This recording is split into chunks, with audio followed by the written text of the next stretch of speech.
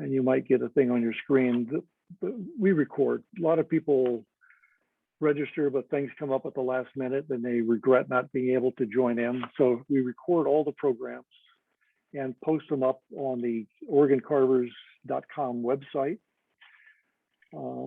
And they're there. And so you can watch them and refresh your memory.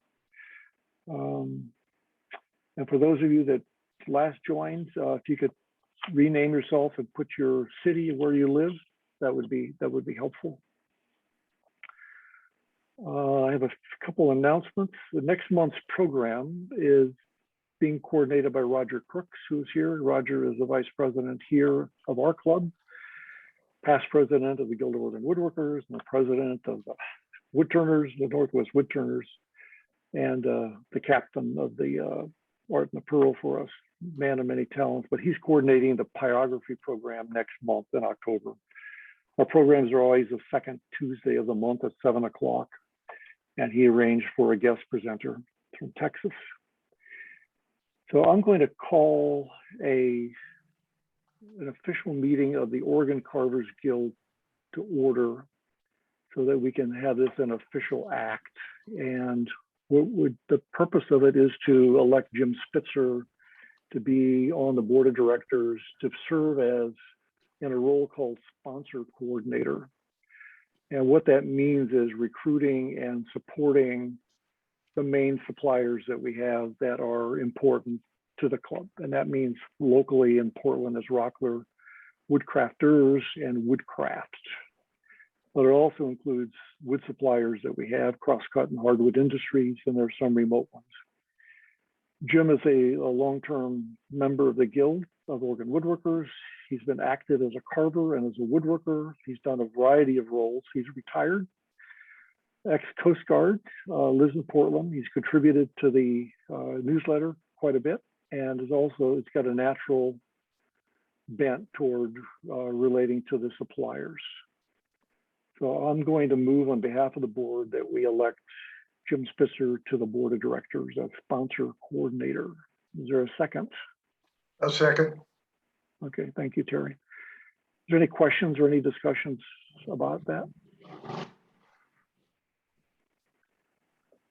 Okay, this is going to be all those of you that have your screen muted that might be members. I need to have, what we're doing is recording. So to record the vote, I'm going to have you hold your hand up. So if you are a member, would you please hold your hand up and vote aye? If you say vote aye. And if you, okay, thank you. You can put your hands down. And now if you want to vote no, would you hold your hands up? Okay, I'm going to declare that a victory. I assume that would be the case. So I'm going to, Terry, I assume you just moved we adjourn the meeting. Roger, I assume you just seconded, so we'll close the meeting. And we'll be done with that. We're experimenting with an in-size carving class for beginners. One of the enduring issues is how do we encourage new carvers? And Jerry Boone of our club proposed a 10-week, 10-course sequence for beginners. And we eventually will get that. We just need to find people to do that in a serious way, particularly when we can get back together. But in the meantime, we're experimenting with in-size carving for 2.5 hours as a one-shot free class, free wood, free tools on loan, once a month on the third Saturday. So the first experiment of that is coming up this Saturday. There's one in October and there's one in November. And we'll see how that goes. And the essence of those of you that know or do in-size carving, it's a simple one-handed tool, does not require a glove, and has got a lot of things going for it in its simplicity. So you can take a look at that. Terry will talk about an ongoing class that he's proposing, but I'm going to turn it over to him. Terry is now also co-host, so he will run the program tonight. I'll encourage you to, if you have questions, you can type them into the chat and I'll monitor that. So Terry doesn't have to do all that at the same time, and I'll feed some of the questions to him. But we're a relatively small group, so you can also, as he pauses, you can ask the questions just by breaking in. Okay, Terry, it is all yours. All righty. I'm Terry Burnside. I know some of you, and some I don't. We have a couple of folks, actually three, including Larry, who are going to say a few words during this presentation. But what this is all about is, first of all, this is going to be kind of a casual presentation. It'll be a slideshow kind of format, an old Microsoft PPT. And the heart of it, though, is to, it's meant to try to inspire all of us in this season to do a little Christmas carving. So this is all about things that me and Larry and a couple of other guys, Steve Moore and Roman Chernikov, have done in the past. And I would like to encourage too, as we go along, questions and comments. And we'll just see how this works. Again, this is meant to inspire you, to give you a little boost for carving. Let's see if I can get this thing up. All right. Close. One more step. Almost there. Come on. There we go. Okay. Again, ideas for carving during the holidays. Now, for myself, I won't speak for the other guys. That'll talk a little bit, but for myself, this a lot of work, but a lot of fun work over the years. And I'm going to show you things that I made as gifts that I gave personally, but also things that I sold with the intention of those being gifts that other people would give. I participated in craft fairs for several years, and I'll include some of those things too, just to give you an idea of what I found people liked during that period of my life. That wasn't my day job, that was my night job. So it wasn't like I had a huge, gigantic inventory. All right. Thought I would start with Santa's, because this is, Santa is kind of the iconic holiday image around this time of year. And I'm sure sooner or later, anybody who carves is going to carve a Santa. Just about everything you see, I think, on this screen, I'll try to follow this format, by the way, slide to slide, and tell you a little bit about the carvings and what they were for. They were all from basswood. I like to leave wood bare a lot, but Christmas carvings just seem to cry for painting. So all of these were colored with kind of the thing I used on everything I did in this presentation, with a sealer and then acrylic wash, and then usually, whoops, itchy finger, usually some sort of varnish as a final coat for protection. I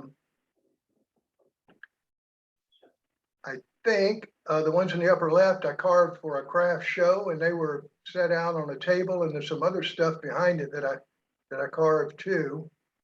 Sold a bunch of these, gave a bunch of them away. I guess I probably carved several dozen before it was all said and done.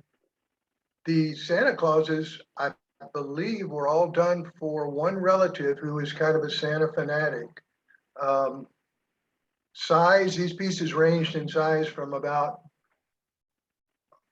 like the teeny guy over on the left hand corner in the bottom, maybe 2 inches up to about 6 inches for the walking Santa.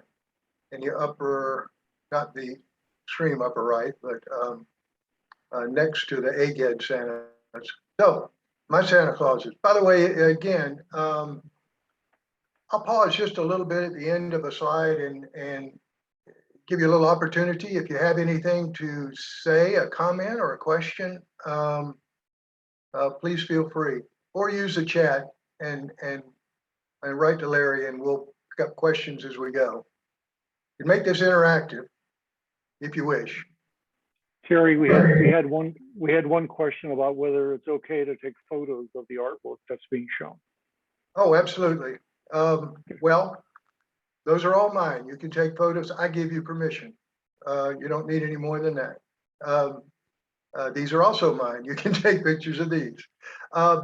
These are creches. My wife actually collected creches for a very long time until we had so many that she had to start choosing. I think at one time her high water mark was between 35 and 40 creches. We're running out of storage space, and she had to choose which one she was going to show. So we just stopped that. But these are three different styles. The one in the upper one is a German kind of style, Scandinavian. The one on the left, those are the three sisters, by the way, a very stylized version of that. I pulled from a book, and that's a very stylized folk art kind of pattern. And then the one on the lower right, I really like better than any of the rest, to tell you the truth. I don't know why, I just do. But it is another stylized folk pattern, and that one was, I believe that was from a book by Sean Sippa, who is just an incredibly, I think, creative carver.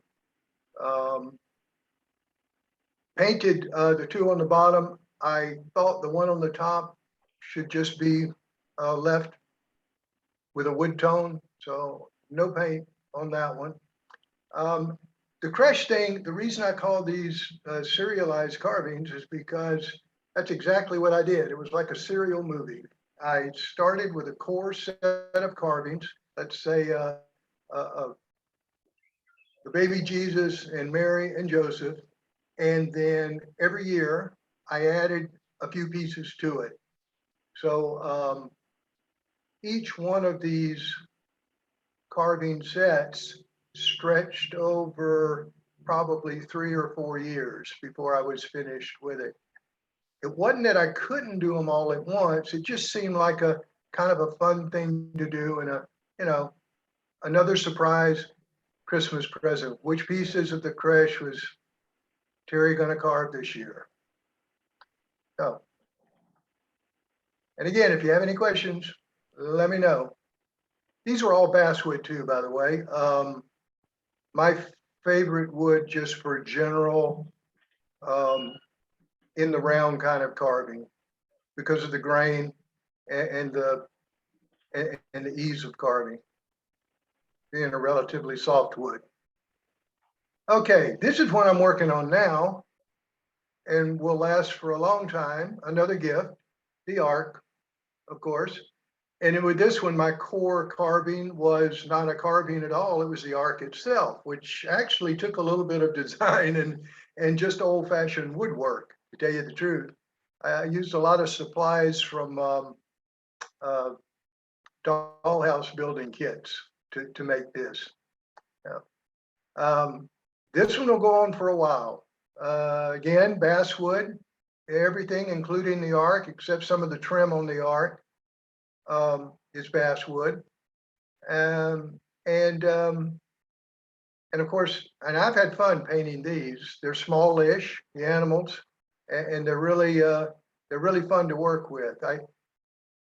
You can't really see it here because it's a little small, but the toucans, for instance, have some nice coloring in their beaks. And the pelicans are actually different colors a little bit, and so are the pigs on the bottom, a little different color. Anyway, this year it's elephants and giraffes, if I have the time. All right, this next slide is from one of our club members who lives in California, and that's Roman Chernikov. And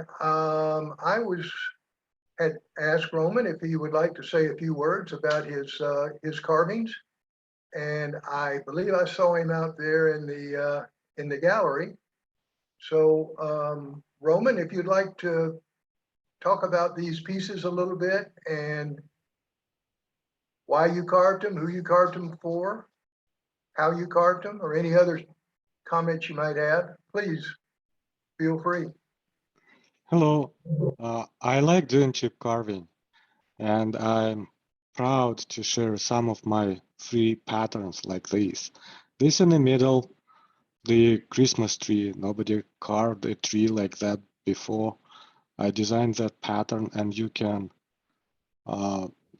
get all these pictures from my website, readandtry.com.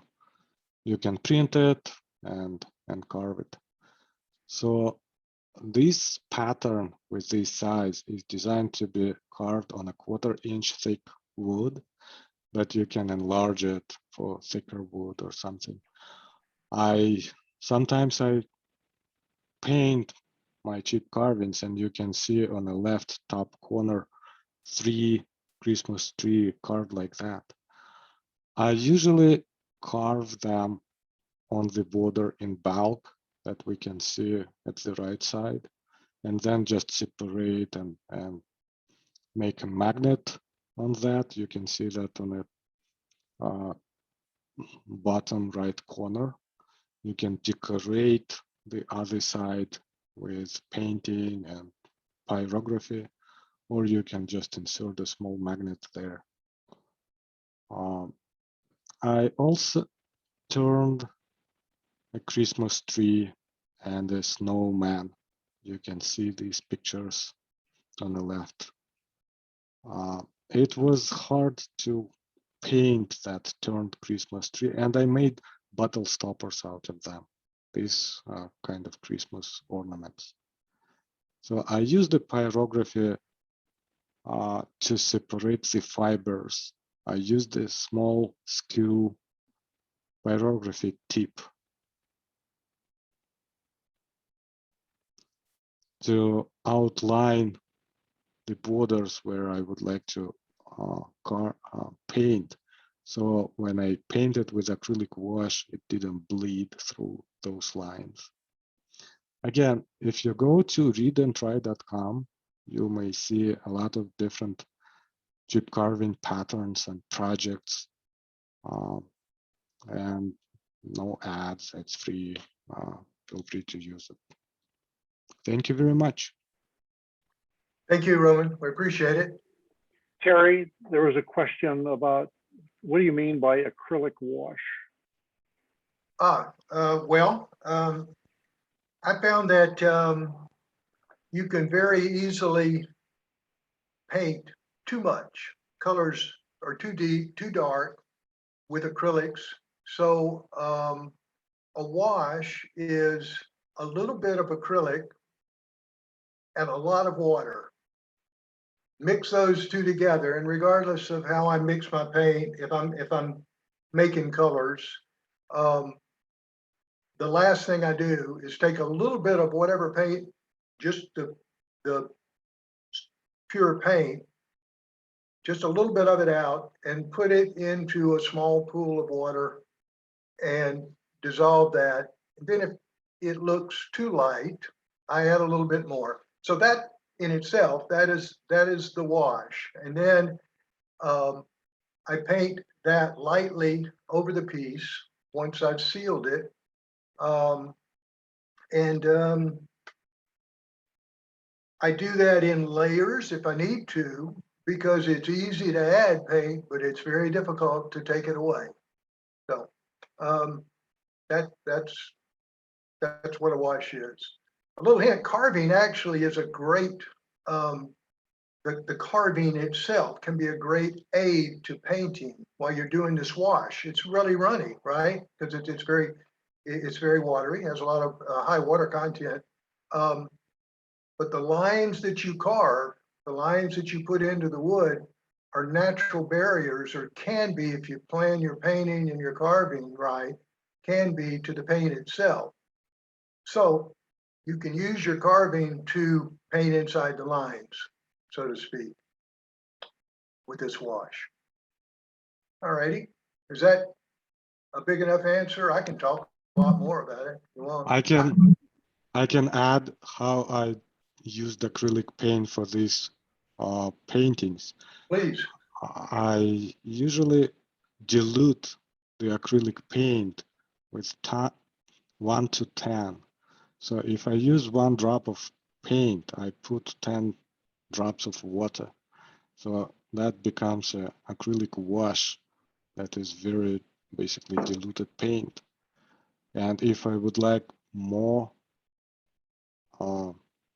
color, I would apply a few layers of that wash within maybe 2 hours in between, so it dries out.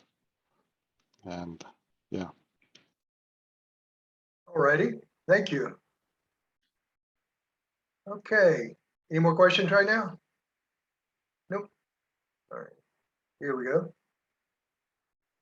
Okay. These pictures are from Steve Moore, who's going to talk a little bit about his carvings. I believe I saw him out there hanging out in the gallery also. And he volunteered not only to give me pictures, but to say a little bit about them. So Steve, if you're out there and would like to talk a little bit, please do. I am here, Terry. I think I unmuted. Can you hear me? Yes, sir. Very good.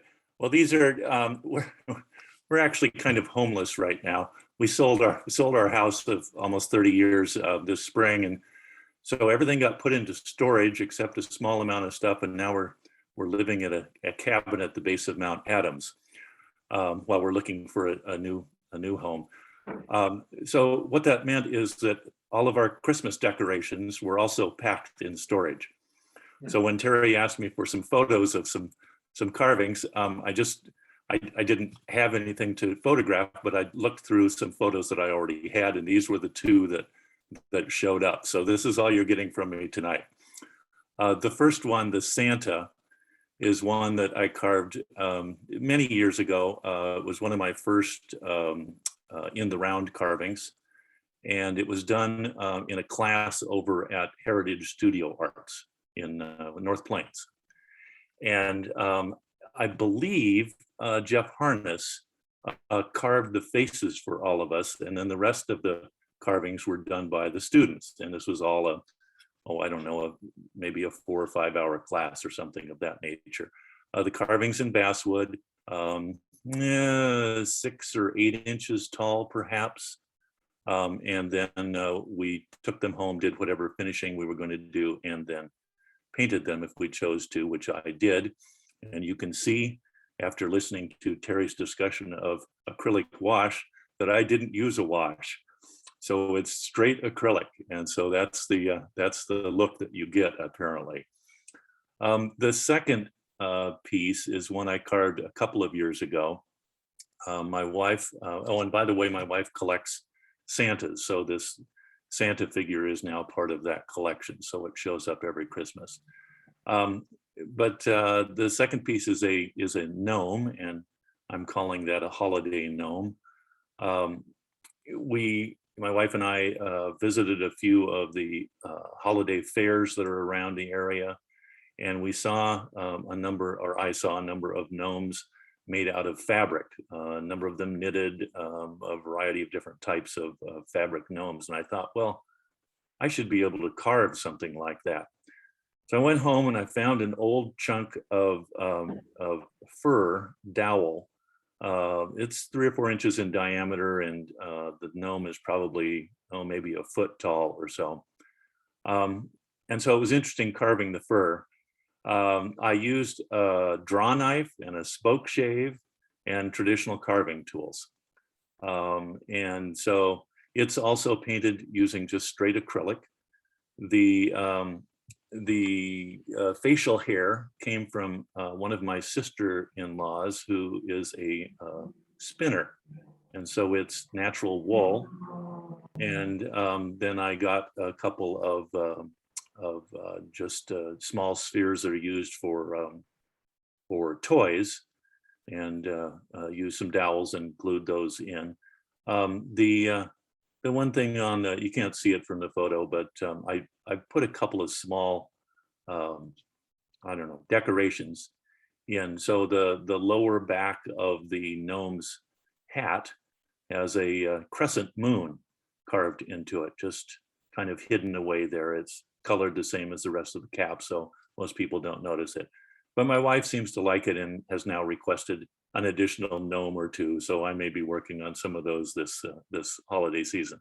I should say the Santa we carved using palm tools. They were the what's the more common one? Flex cut. So that was the first time I'd used palm tools. And then I'd used full-size carving tools for a number of years off and on, and that's what I used with the gnome, although there's not much carving to him using those tools. So I guess that's about it, unless there are questions.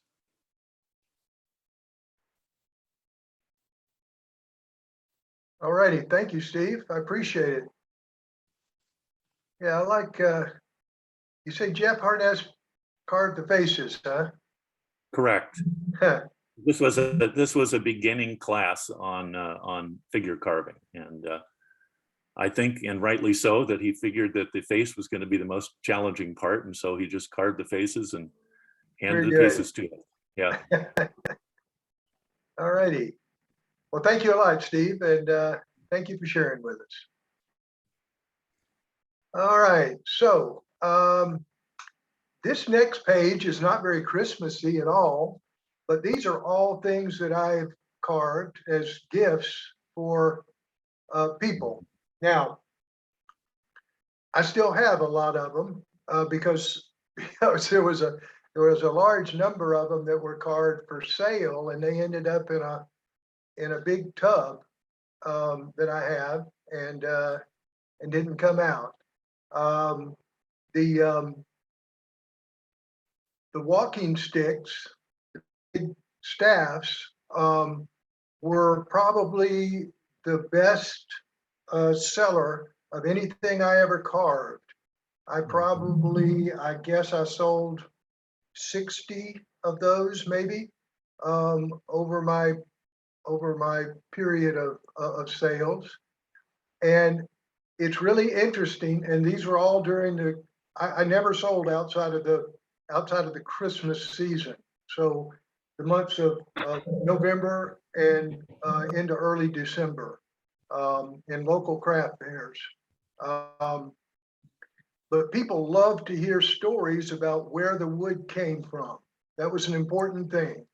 That was a sales, almost a sales, part of the sales pitch was to describe where I got this piece of wood, what street the little stand of woods was off of, or what park I got it from, or whatever. So that's always been big. And with that in mind, if you look at the sticks over on the left-hand side, these are the Portland ice storm sticks from 2021.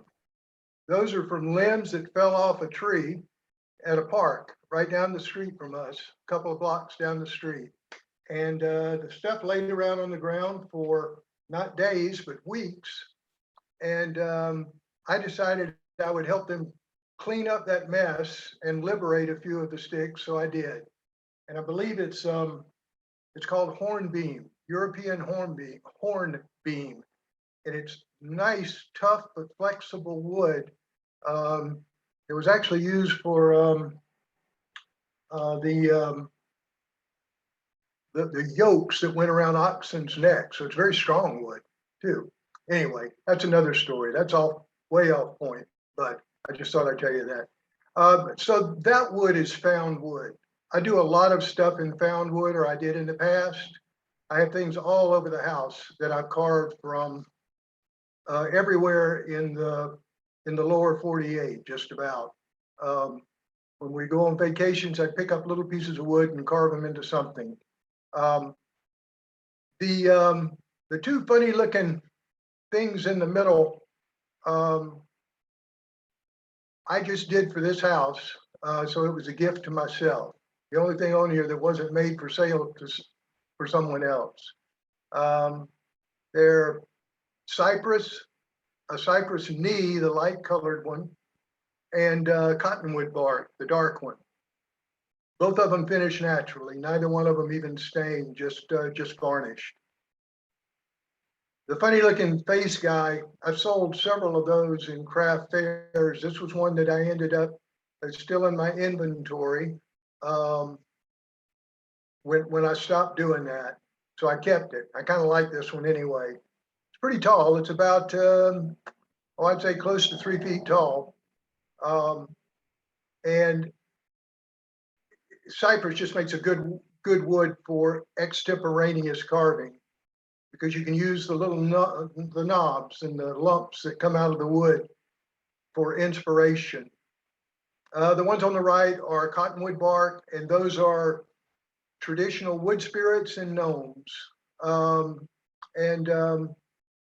They again were gifts that might have ended up with someone else, but ended up with me. And I imagine before it's all over, some relative or friend will get them. I found my sons like to give my carvings to their friends for some reason. So we have a little bit of that. But these were all meant to be sold, and a lot of them like these were sold during Christmas. Okay, more of that same kind of thing, more gifts. Gnomes, here's a traditional gnome, the natural finished guy made out of, I think that was basswood, carved from basswood. The little guy sitting on the shelf on the right-hand side next to the gnome home is butternut. That's one of the few things I ever did in butternut. I carved about a dozen of these out of butternut, which that guy was, and then another dozen out of basswood, and those are the three over to the left. And those actually ended up going to friends. We had a big going away party when we left Tallahassee 2 years ago. Well, actually during the Christmas season, so they were all, I could qualify them as Christmas presents.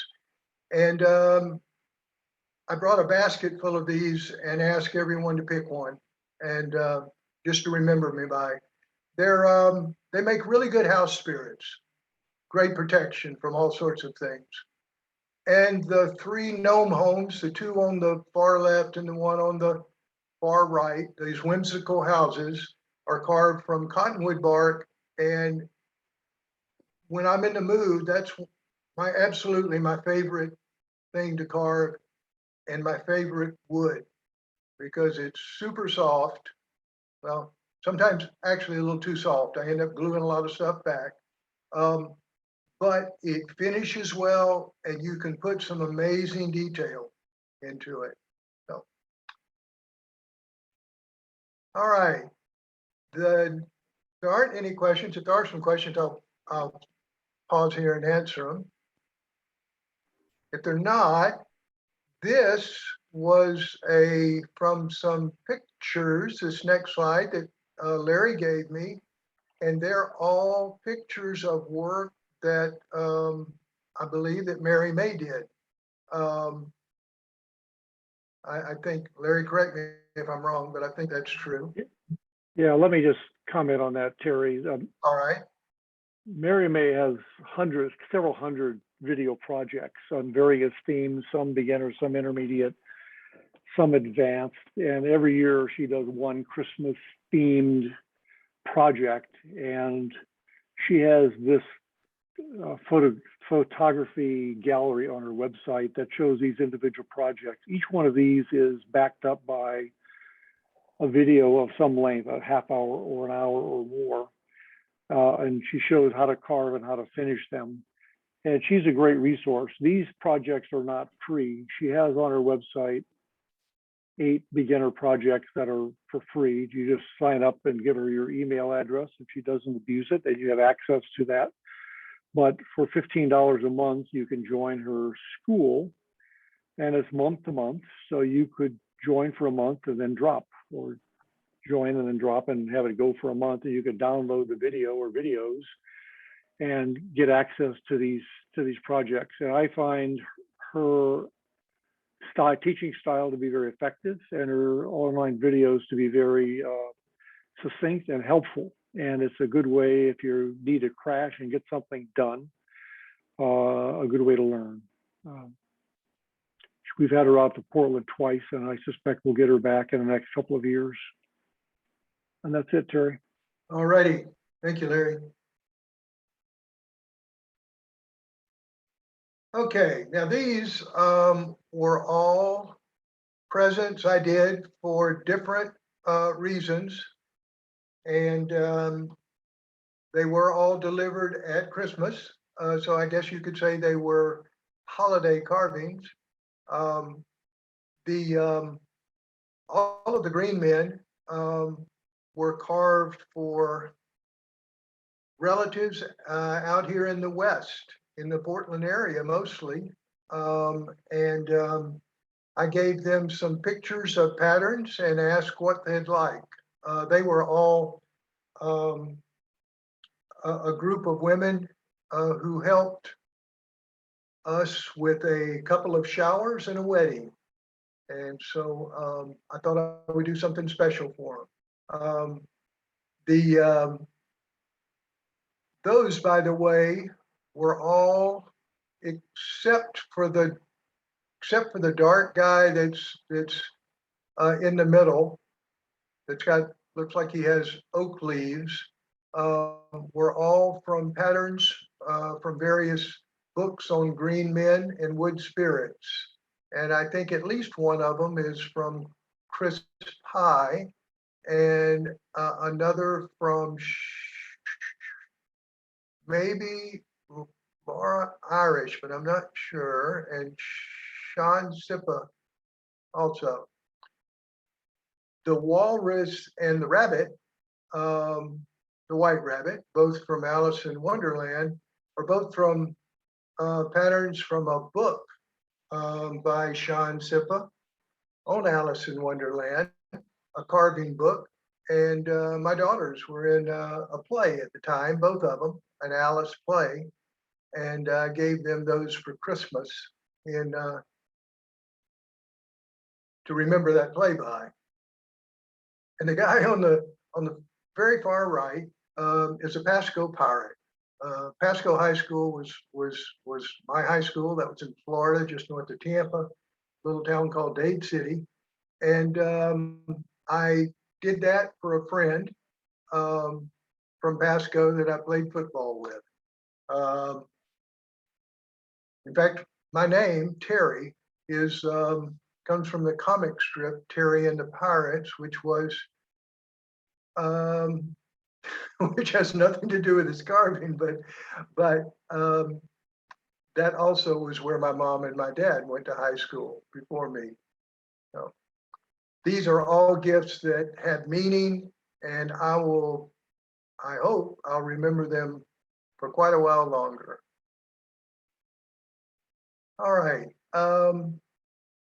These are let's see, the 4 pictures in the middle are from a group that Larry gave me. I believe they were taken from a project, a carving project that has a name that I'm hoping he'll describe in just a minute. The 2 things on the outside are carvings that I did. One of them is a tree topper for us, for my wife, for Christmas, particularly. And then the one on the left is a strange woodsy Santa that came out of a stick that had fallen down on the roof of our camper when I was packing it up from a camping trip, and I whittled that, so I didn't get a lot of good deep hairlines in it, but I used a single knife on that.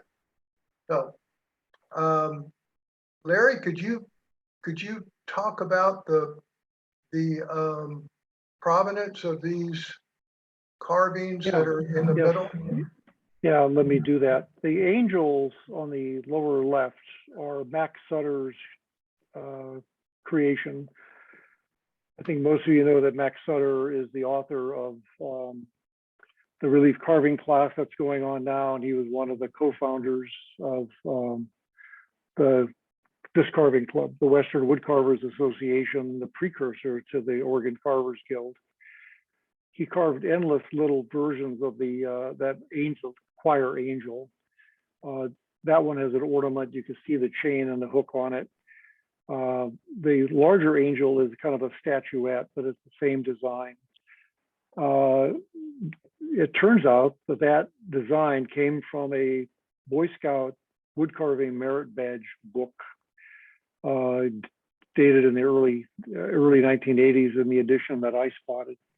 So it was not a design that he did, but he found that to be a very useful one and a fruitful one. And apparently he just gave lots and lots of them away. The other three ornaments, the bell, the ball, and the candle, are part of a large collection that the Western Woodcarvers did as a group when they were meeting at and part of the Western, part of the World Forestry Center. Every year they had a festival of trees, and different clubs would decorate the trees. And so there was a lot of ornaments. We still have lots of them. So I just pulled out three that were pretty traditional. They're obviously a fair amount of painting on the two, the candle and the bell. The ball and the cage with the two other balls, you can see the hook at the top is bigger. It's about 4 inches tall, and they kind of represent an interesting way to take a classic carving project and turn it into an ornament, instead of just having it as a bauble to hand out. And that's it, Terry. All righty. Thank you, Larry. Okay, we'll talk a little bit about, you know, I would really like to be the person that that thought up and created all those things that I carved.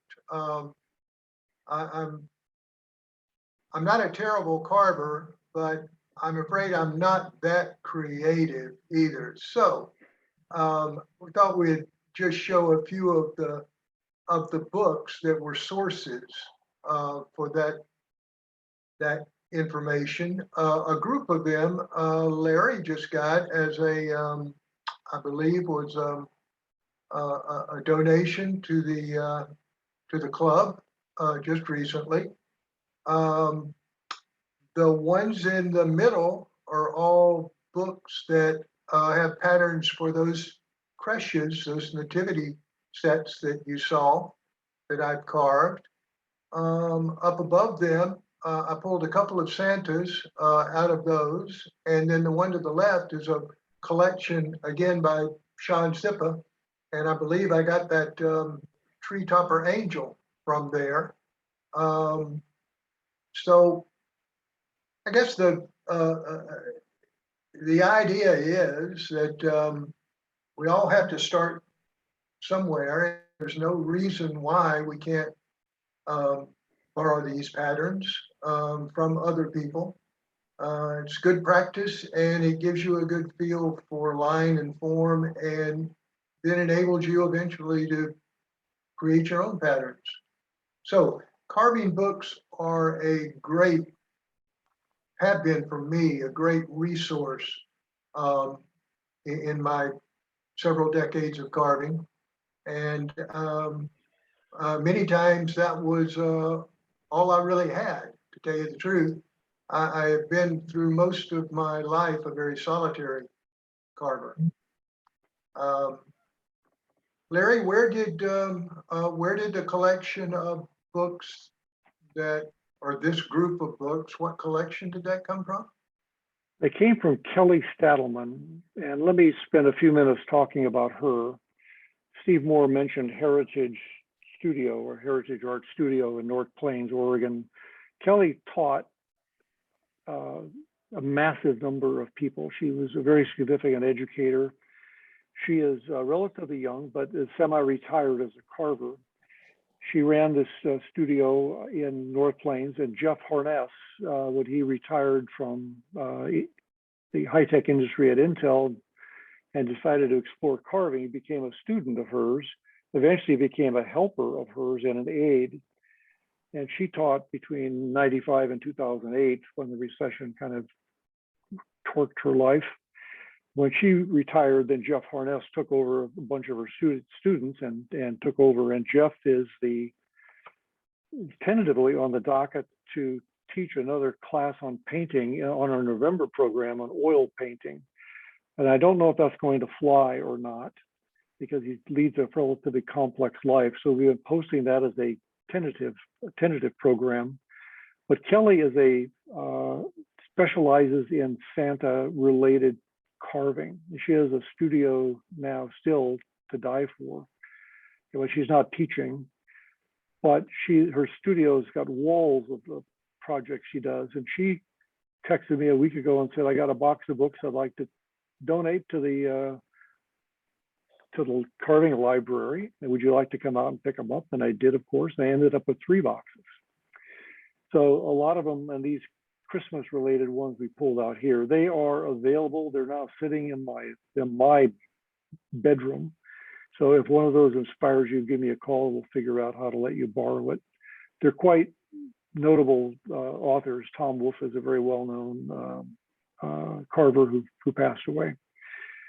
Kelly has, as an advertisement, has agreed to do 2 programs with us. One is to do a program on finishing. She started out not as a carver, but as a finisher. And she probably taught Jeff Harness all about his finishing. So I'm scheduled to go out and interview her. We'll do a video interview and then have her live on a Zoom program. I don't know how broad it's going to be, but I suspect it's going to be quite rich. The other is she carved a 6-foot-high statue crucifix for a Catholic church. And she documented that in photographs. And it's quite amazing how she prototyped that with pink foam from Home Depot, covered it with a thin veneer of clay, carved the clay, cut off body parts and put them back together till the art committee at the church liked it. And then she shows how to carve it out of wood. So the program will be, how do you carve large monumental pieces from modeling to carving? So I think we're very lucky to have her in our backyard. But she is the origin of these books. That's it, Terry. All right. Okay, and I decided to include these because Wood Carving Illustrated has been a constant companion of mine for I'm not sure how long. I finally had to break down and just cut the carvings that I wanted to save from the magazines out of about almost 20 years worth of magazines, because I didn't want to take them out here on the West Coast all the way from the East Coast in Tallahassee. I figured it was time to let them go, but I did save a lot of carvings, and I have used some of those things that I've shown in this presentation. I got out of Wood Carving Illustrated over time. I've also recently found that if you look, you can find just about for just about any topic, any carving project that you can imagine, a pretty good YouTube video that covers it. Now, you have to kind of take your chance, because you never know what you're going to get when you start one of these videos. But there are enough good ones out there and you become familiar too with the people who produce the really good ones and those who don't. So at any rate, another really good source for me anyway, and I think could be for you if you chose to, of carving projects is YouTube. Lots and lots of how to DIY kind of tutorials.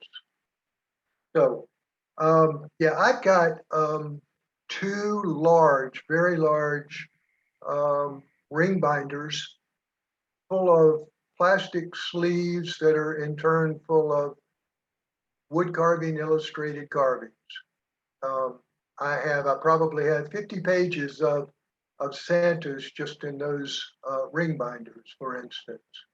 So that and other carving magazines are good, but that's been a good one. You'll find too, I found it's really interesting in Wood Carving Illustrated, that a lot of these famous carvers will try to entice you to buy their books by posting pretty darn good carving articles in Wood Carving Illustrated. And I've gotten a lot of Sean Sippa and Tom Wolfe kinds of articles from those. So now finally, one thing I just wanted to kind of a plug and just to let you know, if you didn't already, some of the things that we do try to are trying to produce classes that interest people and are carvers and are useful in furthering your skills. It's a funny thing about carving, unless you can do it all the time, which some people can, but many people can't. You don't get around to carving everything. You don't know every style intimately. So we hope that we can help people with knowledge and skill from certain areas. With that in mind, we're trying to build classes to do that. Larry mentioned one. We're right now trying to put together some beginner classes to give people basic skills and to get off on the right foot. And I have done a carving a wood spirit class, which, if you look at the faces here, are very much like the ones that we were doing in that class. And you'll also find that if you can carve a face like that on a stick that size, you can carve it just about anywhere. I can show you some log carvings that I have that are a lot bigger than that, and some very, very small carvings that have fairly good representations of faces.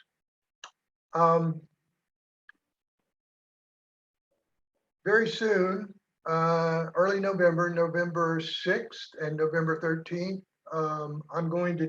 I had talked about doing a Santa carving class, and I am. That is posted out on our website. If you look on the home page, you'll see a reference for November 6th, Carving Santa. And if you would like to sign up for that, please do. We'll provide the material, and that's basically a turned basswood egg-shaped piece of wood, a blank. And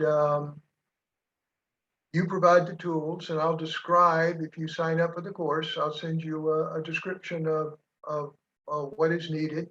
And we'll also post patterns and some information written information on carving, similar to what I did with the wood spirit carving class. So that is a specific class that we have coming up for the season. And this generally is just hopefully a positive comment on this kind of education in general. I wish I had done more of this in my early years as a carver. I might not have struggled for as long as I did, and I think I'm still missing a lot of pieces. I enjoy going to a good class because I am certainly not an expert on anything, and some things I am massively ignorant about. So classes are good. All righty. That is yes, that is the end of my presentation. Do we have any other questions, any comments? Anybody doing anything extraordinary for carving for the holidays this year? I'll start it. My holiday carving is an elephant, 2 elephants, excuse me, because they've got to go in the ark, and 2 giraffes. So that is the only must-do carving I have. I'm sure I'll do more, but I've got to do that. Terry, why don't you stop sharing? We'll take a look at the gallery. All righty.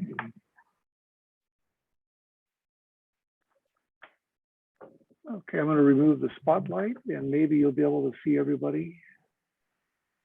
We like these programs to be 2-way, not 1-way. It's hard sometimes to talk in a public setting in a group, and you're welcome not to talk. But sometimes you have ideas. Sometimes you're doing things. Sometimes you've seen things that would benefit everybody. And I encourage you to take a few minutes to share if you could. I think people would appreciate that. Terry, I'll try one to quick moderate. question. Yeah. What size egg are you using for your Santa carvings? I'm sorry, say that again, Mike? How many, what size egg are you using for the Santa carvings? Let's see, it says it's a medium large egg, and I think that's about 4 inches. Okay. Yeah, I was trying to find them. They come in all sizes, and I'm just curious what you found workable.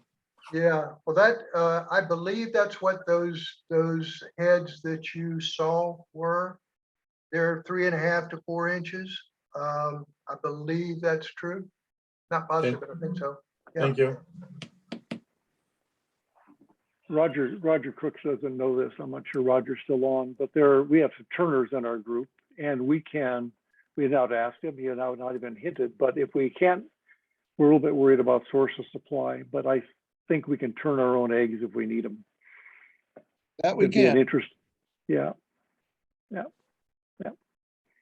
Found If you want. 2 likely sources. I'm gonna go on and order a few from both of them just to see, because as Larry pointed out to me, and he's absolutely right, sometimes you can buy these eggs, they look like they're plentiful, but they come and they're as hard as rocks. And the idea is to get something that's easy enough to carve, and that's why we use basswood, because it's a medium heavy kind of wood and carvable. So I just want to make sure that whatever we get is going to be usable. I do have some left over from the olden days when I was carving a lot of these. In fact, I probably got a good dozen of them. So if we had to, we could fall back on that supply, but I'm not sure. Not sure about that number, but I think it's close. Yeah, we'll see. I bought some craft eggs from Amazon about 6 months ago, made a comfort animal for my daughter's birthday. They were not basswood. It turned out to be rock maple from China. And I discovered, you in fact can soften wood a little bit, and I got through it, but it was not my favorite experience. But it also cost me about $250 to go out and buy a micromotor tool in order to start learning how to do that and get another skill. I'm looking forward to the basswood. Roman, you had your hand up. I shared a few pictures on that presentation that Terry assembled. I can say a few words about chip carving and how I do that. And if someone didn't use chip carving, maybe that could be useful. I use this knife. It's a small chip carving knife. And the board that I mentioned looks like that. So this is a work in progress, and I start carving these trees. And then I can use that design to do some functional items with the with a pattern like that. See, if you assemble this tree like that, oh, this is my strop. And you can actually build a recognizable design based on that. I'm also carving a coaster that features the sun and a few trees like that. See?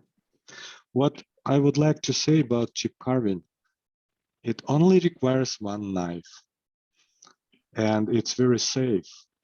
You only need to learn how to do 1 or 2 cuts with that knife.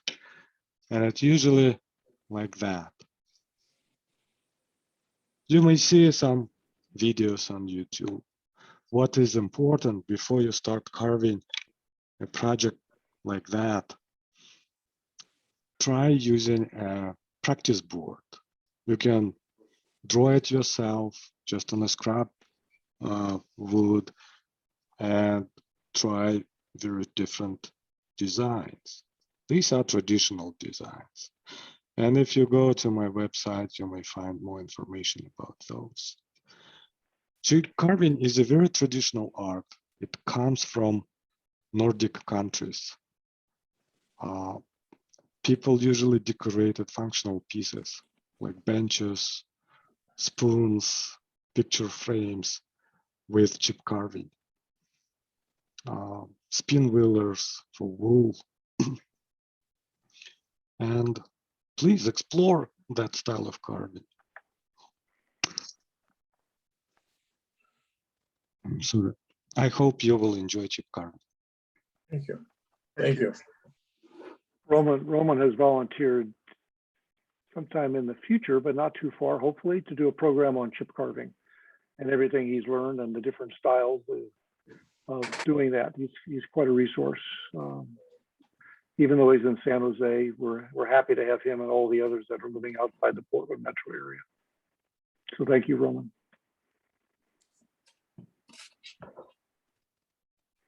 Larry, this is John Harvey. Roman, could Yeah, you John. tell us your website again, please?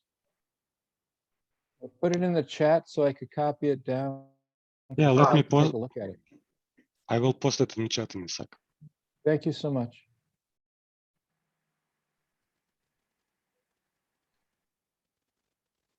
While we have a piece of silence, I'll just ask Tony to think about any of the history of the Christmas tree ornaments that you can share that might be relevant. If not, that's okay too. But you know, there's decades worth of history of that project.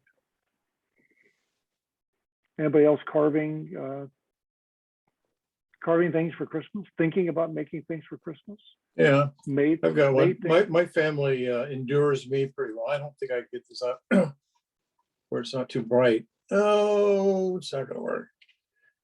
That's okay. Just back it off a little bit there, Mike. Yeah, well, too bad. Okay. I'm new to this conferencing. I'm pretty competent with the computer, but not this stuff for some reason. Yeah, my family has suffered my Christmas gifts for a couple of years. They're my best audience, but they really do enjoy them, and I enjoy giving them to them. I think maybe they're going to stay in the family for a long time. This guy doesn't. Is that representative of what you typically do? Oh, Or do you do a I don't know. variety of things? I'm into elves and who are those guys? Are gnomes and elves Yeah. now is Yeah. where my fantasy is. And where do you get your patterns? Just the internet, you know, you're just looking around. Like Terry, I'm a good mechanic, but I don't have good artistic skills. And so I will find something that I like, and I usually don't use a pattern, but I do copy it to some extent. And maybe I need to do a better job referencing this. I did find this, somebody was doing something that was similar to this on the internet. So it's not an original pattern. Mhm. There are some that have evolved as being original, but most of them started off as copy or of somebody else's. Yeah. artwork. Is it basswood or some other wood? Yeah, all of it's basswood. I've never tried anything else. I guess that's new experience yet to come. Where do you buy your basswood? Off the internet, I bought, oh gosh, I must have bought 50 sticks of 1.5 by 1.5 by 12 inch. I've got a big box. And that's kind of a size that I like to work with. It's not too big. The big pieces are I don't like working with. I find them to be too cumbersome. And I actually kind of started with like the 1 inch and the 1.5 inch, or the 1.25 inch, but it comes off the internet. I buy it in bulk, and I've been pleased with the supplies I've had. If you would like to have the reference, I could provide it. I can't tell you off the top of my head. Yeah, I'll send you an email. Mike, I'll send you an email and then you can respond to that. Okay, thank you. Thank So- you. Yeah. Mike, that looked like the last gnome that you held up. Yeah. That looked like a flat plane Scandinavian kind of elf. Were you intending that, or are you familiar with that term? Yeah, I know. My family, the people I burden with my carvings, they'll make a request, and I say no. They carve themselves. I'm not going to carve you up. You get what you get. Yeah. If the next one's not going to be the same size at all, or the same size or shape. Oh, I'm going to have to do better lighting. I thought this one was kind of fun. Again, I saw somebody do this on the Oh yeah. internet. Well, that looks like almost like a half of a basswood egg. Yeah. Tell you the Yeah, it truth. was just a piece of leftover scrap and Yeah. made a That's short, that's made a good. short channel. That's what I'm doing. So do you Mike? use a lot of tools or just a knife? Well, just recently I've proliferated. I've kind of been wandering around looking for the right knife, and I like the OCC knives now. And I just recently, with your class, Terry, I got a couple of gouges. And because I like those gouges, I got a few more. So now I have a dozen gouges, and I have 5 knives. Okay. I also ran into Drake. I don't know if Yeah. anybody knows Drake. I have a couple of Drake knives. Yeah. Really We had him nice. on, actually, on the show not too terribly long ago. Well, it'd be interesting to meet them. They're in Washington, aren't they? I think they're up in I believe so. Yeah, North Gil Drake. Cascade. Yeah, Gil Drake was a presenter twice for us, and his programs, those were recorded and on our website. One was a tour of his shop and showed how he made his knives, and the other one he did some carving. So he's a great friend of the club, just north of Seattle in Arlington, Washington. And Mike, do you hang out with others to carve, or you do solo? Or? No. This was my forage. I found that Portland. It occurred. I whittled for the Santa Claus, the proverbial Santa Claus, 30 years ago, and then I put it down. And a year and a half ago, I just started whittling again, kind of with COVID. I don't know. The interest had never left really, but it began with the Santa Clauses, and it's recently just rekindled. And I've never been part of another group, so I've discovered you guys, and I'm excited to get together sometime when we get through this COVID thing. They can. How did you discover us? Do you remember? I'm sure it was Googling carving Portland. I didn't know they were here, of course, but I just Googled it, and I'm sure I found you that way. Well, a year ago, we didn't know we were here either. Congratulations, survivor. Yeah. Larry, this is Gary Eves. Yeah. Can I share? Yeah, Gary, go ahead. So, can Why don't you, Gary, introduce yourself too, Gary. My name is Gary Eves, Fremont, California. I belong to the CCG, California Carvers Guild. I'm also the editor of their newsletter. I'm also a member of Chapter 5 of that guild. But by the way, this past weekend, we had our 49th annual show. And I was very pleasantly surprised at how many people participated and brought carvings, and how many people from the public came to see it. So turned out, I had low expectations. The turnout surpassed my expectations. Mhm. But since we're talking Christmas stuff, I wanted to show you some, and I'm not sure that how well this is going to show up because of this terrible lighting I have. So that's great right there. Just kind of hold it still. Okay, Right there, so this right there. Yeah. This is actually I have. This one's going to be harder. But anyway, I did about a half dozen of these.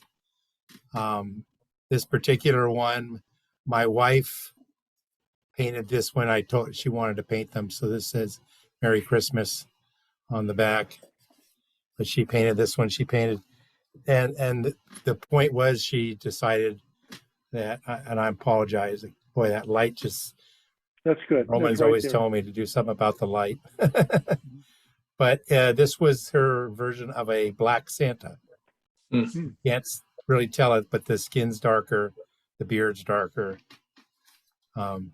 This Santa you can't even see because it's got a lot of gold and white and silver on it.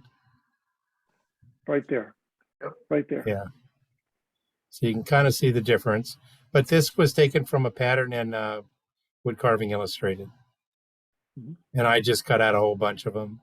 Did it, I think, at least 6 or 8. I forget now. These are the only 2 I have left. But they have the little things there. They're just ornaments. My plan originally was to have a bunch of these for the show, and because we've talked about, it's one thing for people to come to a show to look at things, but a lot of people also come to the show. They want to be able to buy something, and very seldom are wood carvers willing to part with their carvings. So I was hoping to be better prepared, but I ended up on another major project for our show that took months, and so it just ate up my time. That's all I had. Okay, But since thank we were you. showing Thank you, Christmas stuff, since we were talking Christmas, I thought I'd show you what I was doing. Thank you, So Gary. there are about 40 carving clubs in California. There used to be about 55. Some of them come and go. Roman's in chapter number 1, the Santa Clara area. And I joined the one in Central Coast, California, because they were doing Zoom-related online stuff. And I learned a terrific amount of stuff from them and made some really important contacts, and became friends with many, and including those that are here tonight. And Gary has an important role. He's understated his the California Club, the CCG's newsletter called The Log. And the California Carvers Group is absolutely fundamental in the development of carving interest in the United States. We've done some research in the early 70s. They had massive numbers of people doing carving when the other states had 1/10 that number, and long, deep history. And we owe much to them. Anybody else have things they would like to share?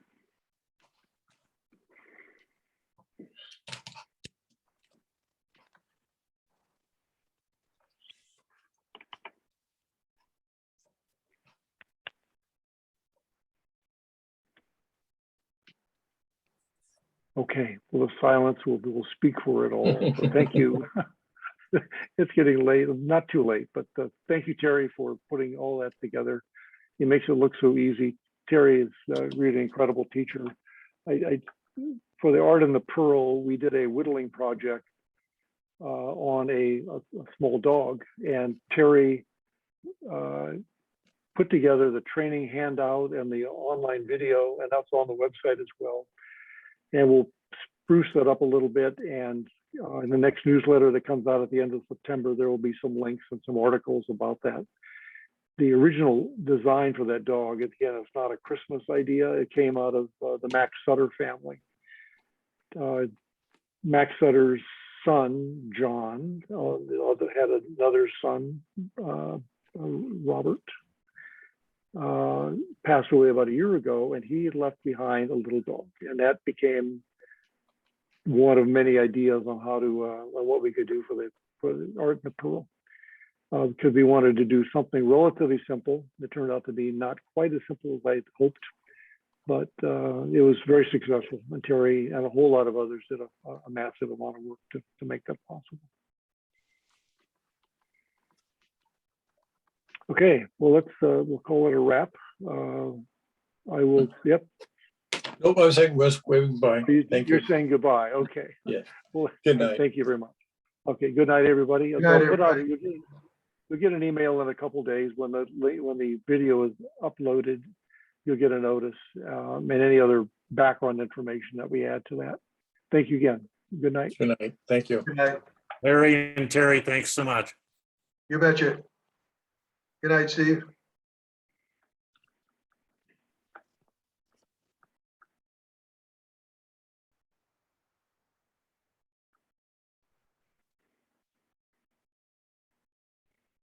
Okay, Terry, thank you very much. All right. Good job. Good job. All right. Good night. Well, See you take later. care. Bye. See ya.